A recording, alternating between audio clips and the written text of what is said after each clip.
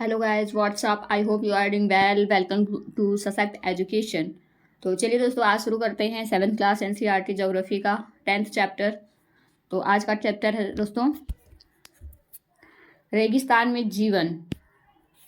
देखते हैं क्या है इस चैप्टर में, पहले इसको पढ़ते हैं। रेगिस्तान एक शुष्क प्रदेश है जिसकी विशेषताएं अत्यधिक उच्च और निम्न तापमान एवं विरल वनस्पति हैं। यह एक शुष्क प्रदेश है जिसकी विशेषताएं अत्यधिक उच्च अथवा निम्न तापमान एवं विरल वनस्पति हैं। उच्च तापमान और विरल वनस्पति, ठीक है। तो इसमें देखते हैं इस चैप्टर में क्या है, रेगिस्तान में जीवन कैसा है। अगले चैप्टर में हमने क्या पढ़ा था, आपको याद है? प्रेरी के मैदान पढ़ा था हमने। नॉर्थ अमेरिका में प्रेरी के मैदान और अफ्रीका में डाउन्स के बारे में पढ़ा था, वेल्ड के पठार, ठीक है। तो इसमें हम देखते हैं क्या है। आप पढ़ चुके हैं कि पेड़ पौधे, पशुओं एवं मनुष्य के लिए जल ही जीवन है। चाहे पेड़ पौधे हो, चाहे पशु हो, पक्षी हो, मानव हो, सबके लिए जल बहुत आवश्यक है, ठीक है। और पेड़ पौधे भी उतने ही आवश्यक हैं, जितना पानी उतना पेड़ पौधे, ठीक है। जहाँ पानी पीने के लिए जल ना हो, मवेशियों को चराने के लिए घास ना हो एवं फसलों को उगने के लिए जल ना हो, फसलों के उगने के लिए जल ना हो, ऐसे स्थान पर किसी भी जीव के लिए जीवन कठिन होगा। बात तो सही है, न तो वहाँ पे मानव होंगे, ना पशु होगा और ना ही कृषि होगी। अब हम विश्व के उन स्थानों के बारे में पढ़ेंगे जहां लोग अत्यधिक कष्टकारी तापमान में जीना सीख चुके हैं। इनमें से कुछ स्थान आग की तरह गर्म हैं तो कुछ बर्फ की तरह ठंडे हैं। जैसे इसका उदाहरण हम ले सकते हैं, हमारे अफ्रीकी लोग बहुत काले होते हैं, वो बहुत ही गर्म प्रदेश है, ठीक है, मरुस्थलीय प्रदेश है नॉर्थ अफ्रीका। और ठंडे प्रदेशों में जैसे अमेरिकन कंट्रीज हो गए, यूरोपियंस हो गए और ये यूके हो गए, ये सब ठंडे प्रदेश हैं, ठीक है। इसलिए वहाँ के लोगों को आप देखो, वो एकदम सफ़ेद होते हैं और अफ्रीकी लोग एकदम काले होते हैं, ठीक है। हमें लोग एक ऐसे हैं जो एशियन कंट्रीज है, ये नॉर्मल होते हैं, ठीक है। मिक्सअप होता है इनका, गोरे भी हैं काले भी हैं, ठीक है। तो इनमें कुछ स्थान आग की तरह गर्म तो कुछ बर्फ की तरह ठंडे होते हैं। ये विश्व के रेगिस्तानी क्षेत्र हैं। इन क्षेत्रों में कम वर्षा, विरल वनस्पति एवं चरम तापमान होते हैं। तापमान के आधार पर रेगिस्तान गर्म या ठंडे हो सकते हैं। इन स्थानों में जहाँ कहीं भी थोड़ा बहुत जल उपलब्ध होता है, लोग वहाँ कृषि करने के लिए बस जाते हैं। गर्म रेगिस्तान सहारा, देखिए ये एक चित्र दिया हुआ है सहारा का, सहारा रेगिस्तान है। ये कहाँ का है? ये अफ्रीका का, ठीक है।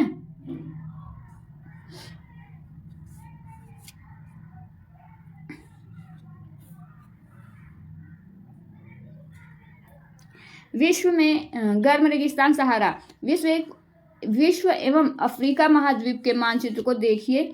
उत्तरी अफ्रीका के बड़े भूभाग पर फैले सहारा के रेगिस्तान का पता लगाएं। यह विश्व का सबसे बड़ा रेगिस्तान है। यह लगभग 8.54 लाख वर्ग किलोमीटर के क्षेत्र में फैला हुआ है। क्या आपको याद है कि भारत का क्षेत्रफल 3.2 लाख वर्ग किलोमीटर है। सहारा रेगिस्तान 11 देशों से घिरा हुआ है। यह देश है, देखिए, यह लगभग 8.54 किलोमीटर है, लाख वर्ग किलोमीटर के क्षेत्र में फैला हुआ है। क्या आपको याद है कि भारत का क्षेत्रफल 3.2 लाख वर्ग किलोमीटर है। सहारा रेगिस्तान 11 देशों से घिरा है। ये देश कौन कौन से हैं? अल्जीरिया, चड, मिस्र, लीबिया, माली, मौरितानिया, मोरक्को और नाइजर, सूडान, ट्यूनीशिया एवं पश्चिमी सहारा, ठीक है। रेगिस्तान के बारे में सोचते समय आपके मस्तिष्क में तुरंत ही रेत का दृश्य उभरता है, परंतु सहारा मरुस्थल बालू की विशाल परतों से ढका हुआ है।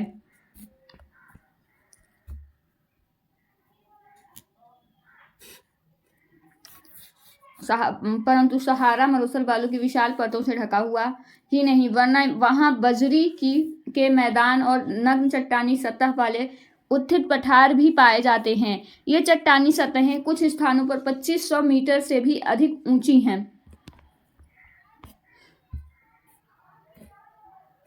आपको यह जानकर आश्चर्य होगा कि आज का सहारा रेगिस्तान एक समय में पूर्णतया हरा भरा मैदान था।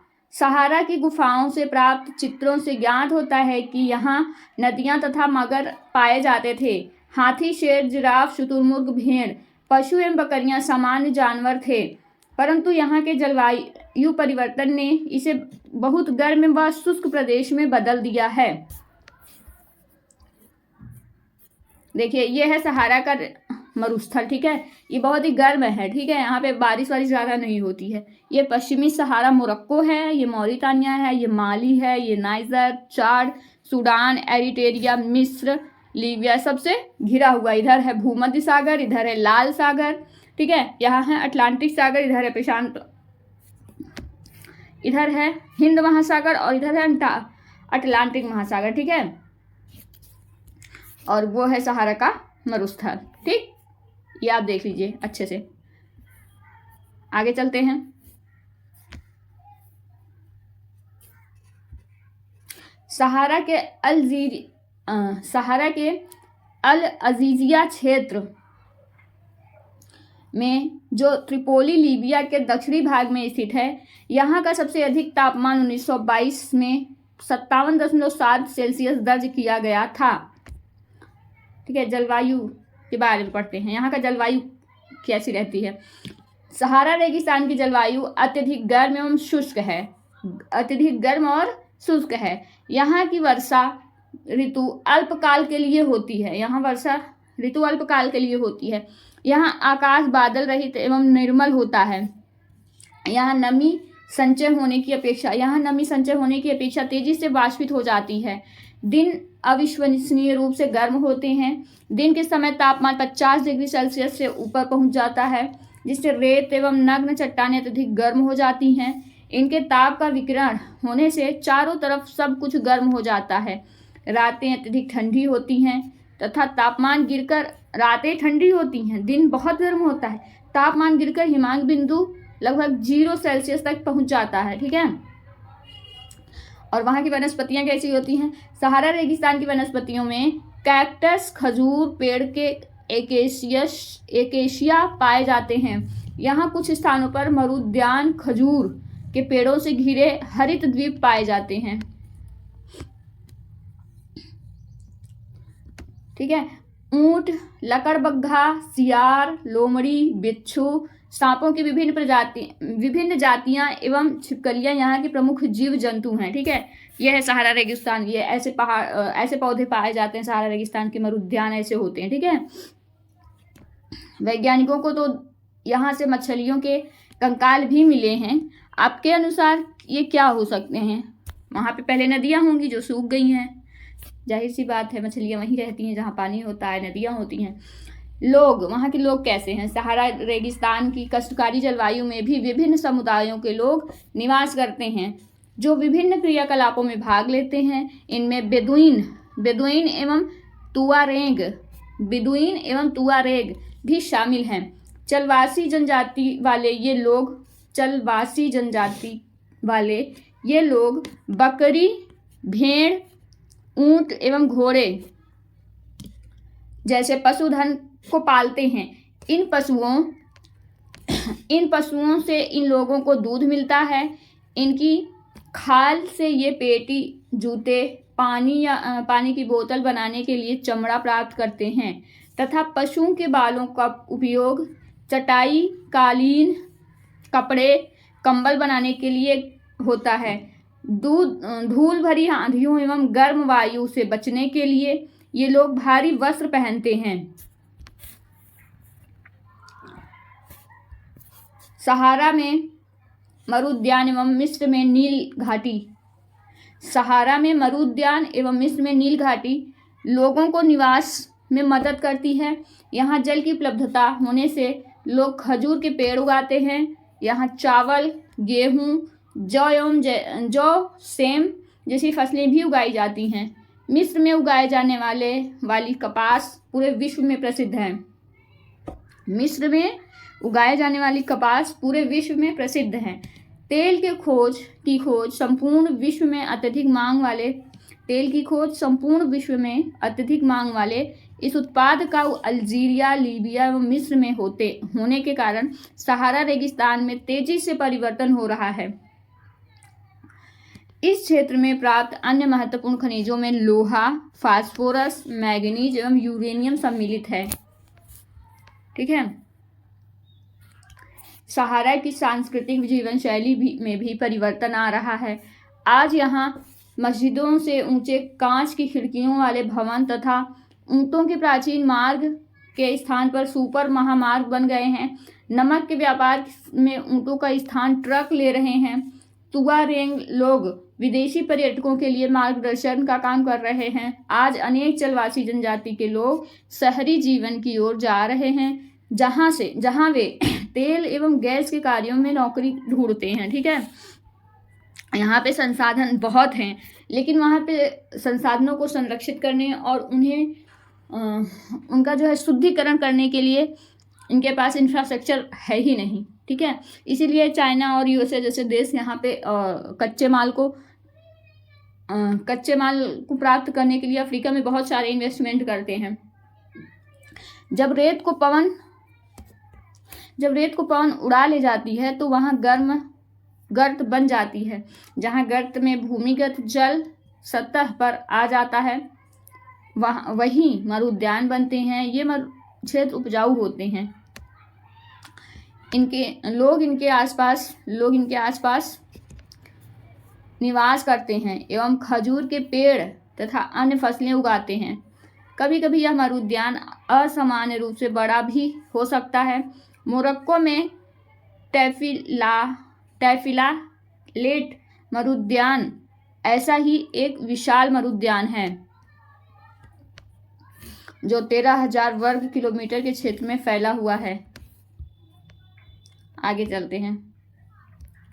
लद्दाख शब्द दो शब्दों से बना है। ला का अर्थ है पर्वतीय दर्रा तथा दाख का अर्थ है देश।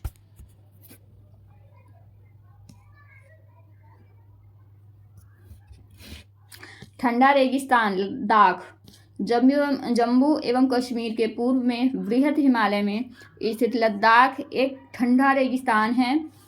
इसके उत्तर में काराकोरम पर्वत श्रेणियां एवं दक्षिण में जास्कर स्थित है। ठीक है।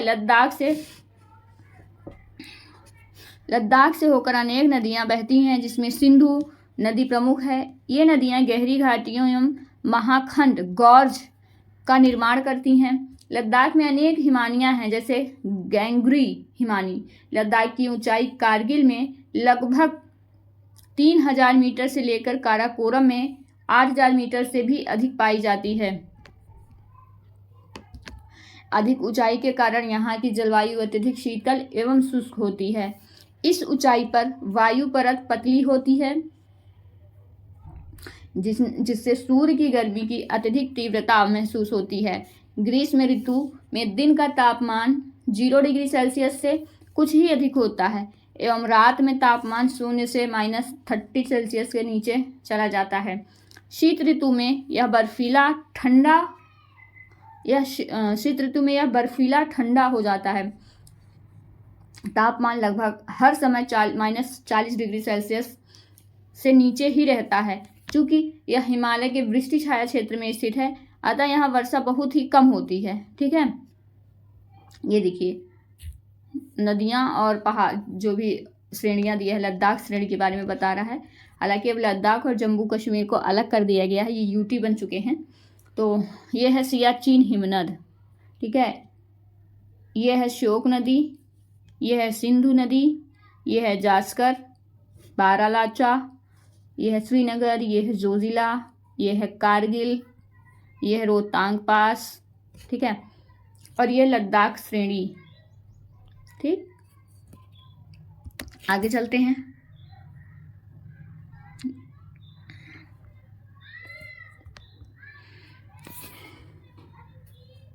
आइए पहले इसको देखते हैं क्या लिखा है इसमें। लद्दाख को खापाचान भी कहते हैं। ठीक है, अगर आपके कभी एग्जाम में ये शब्द आ जाए, लद्दाख ना देखे आ जाए, खापाचान किसे कहा जाता है, और ऑप्शन में दे दे लद्दाख, कारगिल, द्रास या फिर तिब्बत का पठार, तो याद रखिएगा लद्दाख को खापाचान भी कहते हैं, जिसका अर्थ होता है हिम भूमि। ठीक है, भारत ही एक ऐसा देश है जहाँ बहुत ज़्यादा गर्मी, ठंडी और बर्फ़, हर तरह के मौसम देखने को मिलते हैं। तो हम लोग बहुत ही लकी हैं कि हमको हर तरह का जीवन जीने के लिए हमें भारत में सारी जलवायु और सारी मौसम का एंजॉय हम कर सकते हैं। ठीक है, आगे चलते हैं। चीरू या तिब्बती एंटीलोप एक विलुप्त प्रायः जीव है। इसका शिकार शाहतूश नामक इसके ऊन के लिए होता है। चीरू तिब्बती एंटीलोप प्रायः एक जीव है, इसका शिकार शाहतूश नामक इसके ऊन के लिए होता है, जो वजन में हल्का एवं अत्यधिक गर्म होता है। ठीक है, आइए देखते हैं क्या है आगे। फिर क्या था, अतः वर्षा बहुत ही कम होती है। 10 सेंटीमीटर प्रति वर्ष यह क्षेत्र बर्फीली हवाओं एवं तेज जलाने वाले सूर्य ताप का अनुभव करता है। यह जानकर आपको आश्चर्य होगा कि यदि सूर्य की धूप में इस तरह बैठे हैं कि आपके पैर छाया में हों, तो आप एक साथ एक समय पर ही ऊष्माघात और तुषार उपघात से ग्रसित हो सकते हैं। ठीक है, एक ही समय में आपको ऊष्माघात भी हो सकता है और लग सकता है, और तुषार उपघात से ग्रसित हो सकते हैं। वनस्पति एवं प्राणी जात, क्या वनस्पति एवं प्राणी जात कहाँ के, लद्दाख के। वहाँ उच्च शुष्कता के कारण वनस्पति विरल है।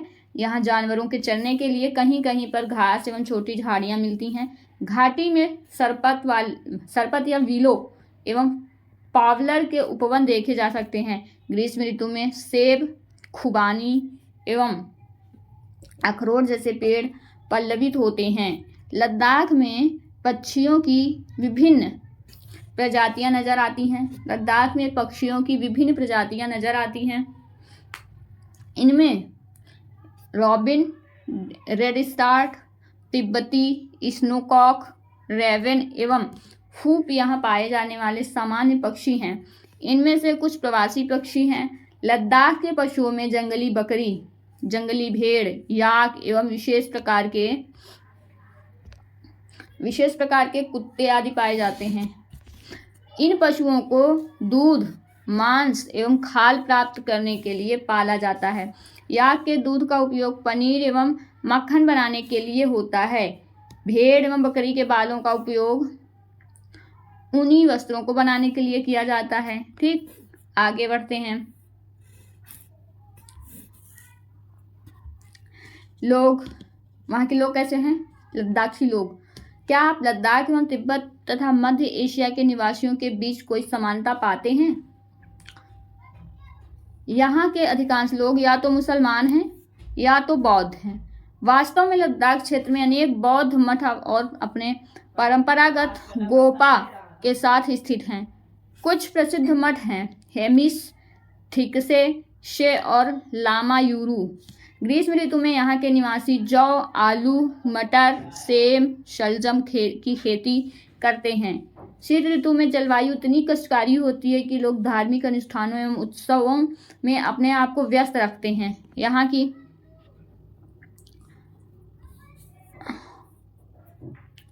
यहाँ की महिलाएं अत्यधिक परिश्रमी होती हैं। वे केवल घर एवं खेतों में ही काम नहीं करती, बल्कि छोटे व्यवसाय एवं दुकानें भी संभालती हैं। लद्दाख की राजधानी लेह सड़क एवं वायु मार्ग द्वारा भली भांति जुड़ी हुई हैं। राष्ट्रीय राजमार्ग 1A लेह को जोजिला दर्रा होते हुए कश्मीर घाटी, राष्ट्रीय राजमार्ग 1A लेह को जोजिला दर्रा होते हुए कश्मीर घाटी से जोड़ता है। कश्मीर घाटी से जोड़ता है। क्या आप हिमालय के कुछ अन्य दर्रों के बारे में बता सकते हैं? बता सकते हैं तो कमेंट में लिखिए। मनाली लेह राजमार्ग 4 दर्रों से मनाली लेह राजमार्ग 4 दर्रों से गुजरता है। रोहतांगला, देखिए इसमें दिया है ना और दर्रों के नाम, रोहतांगला, बारालाचाला, लुंगालाचा, टंगलंग। यह राजमार्ग केवल जुलाई से सितंबर के बीच खुलता है, जब बर्फ को गर्म मार्ग से हटा दिया जाता है। ठीक है, आगे चलते हैं।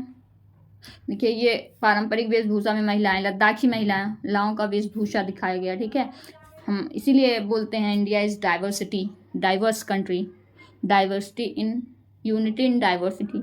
ठीक है, अलग अलग तरह के लोग, अलग अलग भाषाएं, अलग अलग पहनावा, अलग अलग खान पान, अलग अलग हर चीज़ें अलग हैं, फिर भी हम एक यूनाइट कंट्री हैं। ठीक है, पारंपरिक वेशभूषा लद्दाखी महिलाओं का।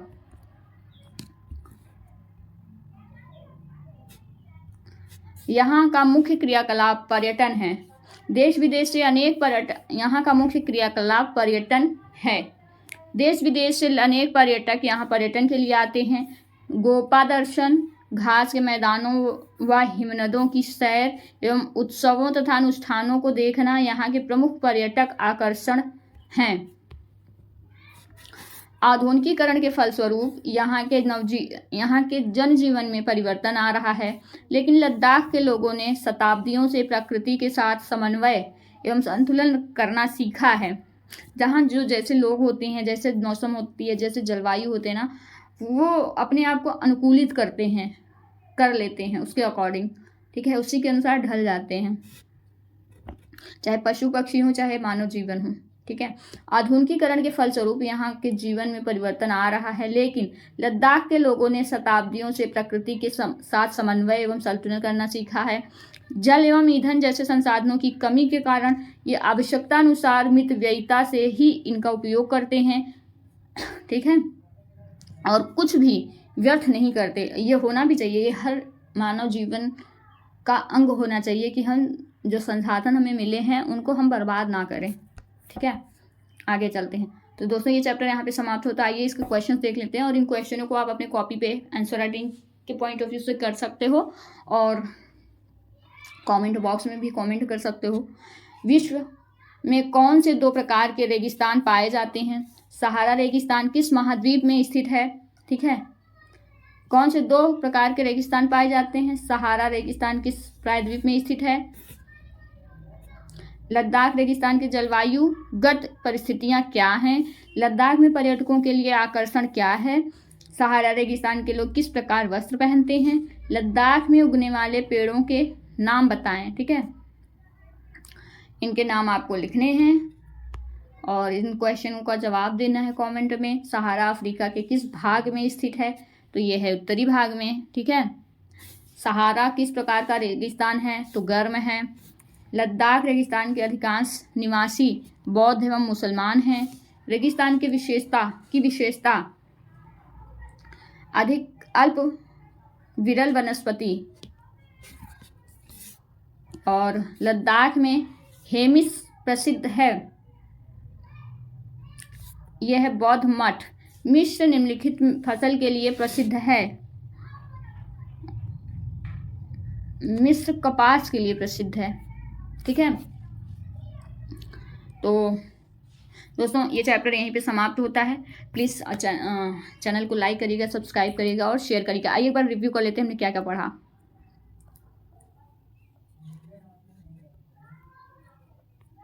देखिए, रेगिस्तानी जीवन के बारे में हमने पढ़ा।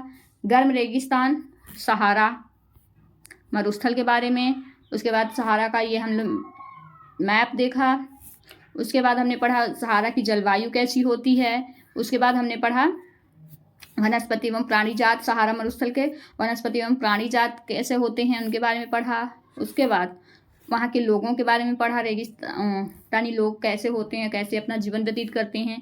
उसके बाद हमने पढ़ा ठंडा रेगिस्तान लद्दाख के बारे में पढ़ा। ठीक है, और इसका मैप देखा, और रेगिस्तानी वनस्पति एवं प्राणी जात के बारे में हमने पढ़ा।